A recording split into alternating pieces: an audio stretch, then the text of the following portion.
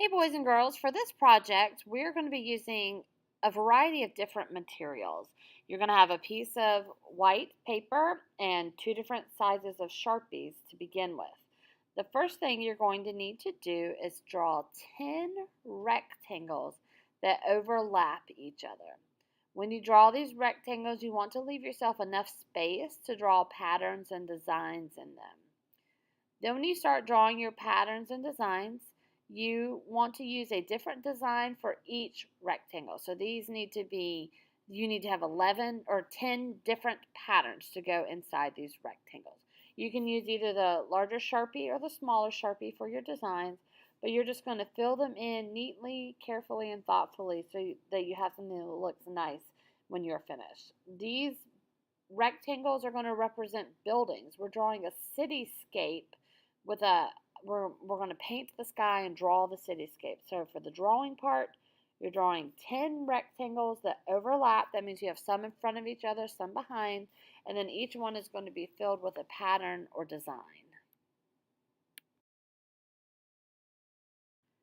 After you're finished with your cityscape, then it's time to work on the sky. You're going to need oil pastels, watercolor paints, water, paint, brush, and a paper towel to do this part. The first thing you're going to do is decide whether you want to use warm or cool colors to work on your project. If you're using warm for your sky, you're going to use red, orange, yellow, and any colors in between. Red, orange, yellow, orange, those colors.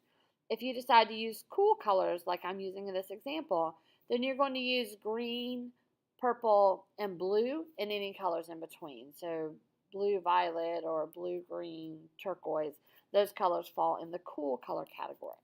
You want to start by choosing an oil pastel to draw some lines in your sky to represent sunbeams or night sky colors, or somehow create a little bit of movement in your sky with an oil pastel. Then you're going to use the watercolor paints to do a wax resist painting in the sky.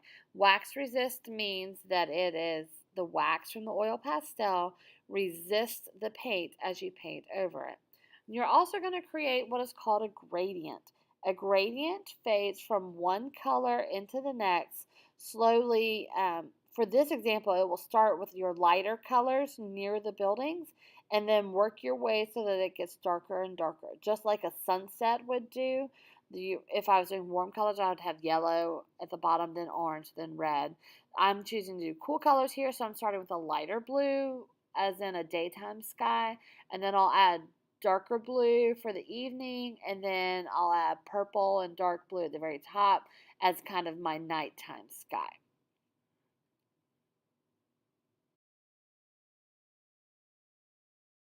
One thing that will be important to remember as you're working on your sky part of this, you'll notice that in both of my examples, there are no stripes of color in the sky.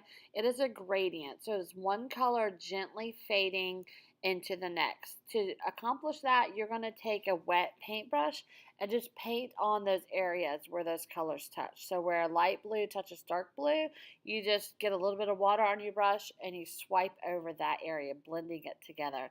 And then where the dark blue touches the purple, you'll do the same thing. Just get a clean wet brush and wipe it over that area, blending those colors together. Same thing if you're doing a warm color sky. You're going to wet your brush where yellow meets orange and you're going to blend those colors together. That's going to make your yellow orange.